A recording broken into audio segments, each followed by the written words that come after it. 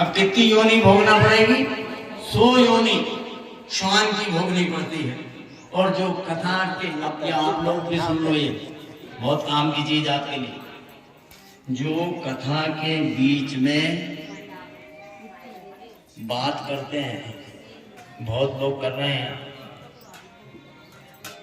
जो कथा के बीच में कथा सुनते कम है, बातचीत ज्यादा करते हैं, उनको अगला 20 जन्म तक गधे बनना पड़ता है। और ये मनगढ़ंत बात नहीं है, ये विद्वेश्वर संहिता शिव पुराण आप पढ़ लेना, उसमें सब स्पष्ट लिखा है। और फिर अंतिम बात बताएं कि कथा में जो लोग, कथा हो रही हो तो पहले तो कथा होने नहीं देते, उसमें विघ्न डालते हैं, और फिर जब कथा शुरू हो जाए तो विघ्न डालते हैं। तो जो कथा करवाने में या होती हुई कथा में विघ्न डाले, भवंती ग्राम सूकरः, क्या बनते हैं? हाँ, सुअर बनते हैं, जंगली नहीं। ये अपना गली में जो दौड़ लगाए, नाली में फोड़ फोड़ फोड़ करके खाए, वो शूकर बनना पड़ता है। फिर शिव पुराण लिख रही है, बैठो, एक आसन पर बैठ जाओ, ठीक है, जो आपको पसंद आए। घड़ी घड़ी पांव इधर का उधर, उधर का इधर।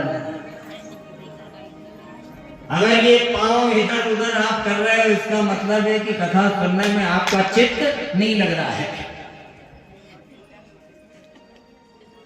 दूसरी बात और ध्यान से सुनना, कथा या तो पद्मासन लगा के सुनो, पद्मासन यानी ये पांव इस पांव की जंघा पर और ये वाला पांव इस पांव की जंघा पर, तो वो तो हमसे नहीं लगे तो आपसे क्या करें। लेकिन जिस आसन में आप बैठे हो ना, ये कौन सा, हाँ वाह, इसने तो लगाया पद्मासन, हाँ लगाओ लगाओ। अब 3 शौक शौक में लगा तो बैठे हो बेटा। अब इनके ऊपर ध्यान रखना, दोनों बच्चों के ऊपर है बेटा, तुम ध्यान रखना, पांव नहीं बदलना चाहिए। तो या तो पद्मासन में जैसे इनने लगाया दोनों ने, है ना, और अगर पद्मासन नहीं लगाते बने तो जिस आसन में आप बैठे हो, ये कौन सा आसन कहलाता है? सुखासन। इसमें बैठो, इसमें कथा सुनो, बैठ। लेकिन बहुत लोग अभी कुछ लोग बैठे थे, अभी बदल लिया। बहुत लोग यूं बैठ जाते हैं कथा में, जैसे आग तापने आए हो, हाथ फंसा के।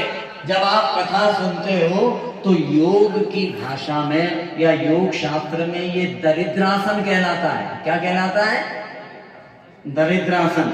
और इस आसन पर अगर कुबेर भी बैठ के कथा सुन ले तो कंगाल हो जाता है, दरिद्र हो जाता है। कथा में बार बार उठना बैठना नहीं, कथा में बार बार बातचीत नहीं, और कथा में कभी सोना नहीं। आ रही है समझ में? अगर नींद आ रही है यानी आपके ऊपर कुंभकर्ण की पत्नी की कृपा हो रही है। इस बात को बड़े ध्यान से समझना आप। जब कुंभकर्ण को भगवान राम ने मारा, तत्वार्थ रामायण पढ़ना, तो कुंभकर्ण की पत्नी ने कहा कि तुमने मेरे पति को मारा है, तुम्हारी जहां जहां कथा होगी वहां वहां मैं तुम्हारे भक्तों को सुला दूंगी। तुम्हारी कथा हुई और किसी ने भी अगर करा, मैं घुसी को अंदर। हनुमान जी वहीं खड़े थे, हनुमान जी ने अपनी गदा बताई कि जहां जहां कथा होगी वहां पे मैं भी खड़ा रहूंगा, उन्हें जगने नहीं देगी और मैं उनको सोने नहीं दूंगा। तो जो जाग के कथा सुन रहे हैं समझ लो उनके ऊपर हनुमान जी की कृपा, और जो बैठते ही भटक गए समझ लो उनके ऊपर किसकी कृपा? कुंभकर्ण की पत्नी की। अब वो नाम कहीं तो मालूम नहीं है। और अपन राक्षसों की मूर्तों के नाम याद भी क्यों रखो। तो ये कथा सुनने के कुछ नियम है, और ये इस नियम के साथ इतनी तैयारी करके बैठो आप। इतनी तैयारी करके जब आप विराजमान होगे तो आप बताओ कथा सुनने में आनंद आएगा कि नहीं आएगा। और इतनी तैयारी करके बैठो और बैठकर फिर भगवान शिव की थोड़ी स्तुति करो, और स्तुति करके भगवान शिव से क्या कहे। आज कथा के इस पहले सत्र में हम सब मानसिक रूप से ध्यान करें भगवान शिव का, गुरुदेव, और भगवान शिव का ध्यान करते हुए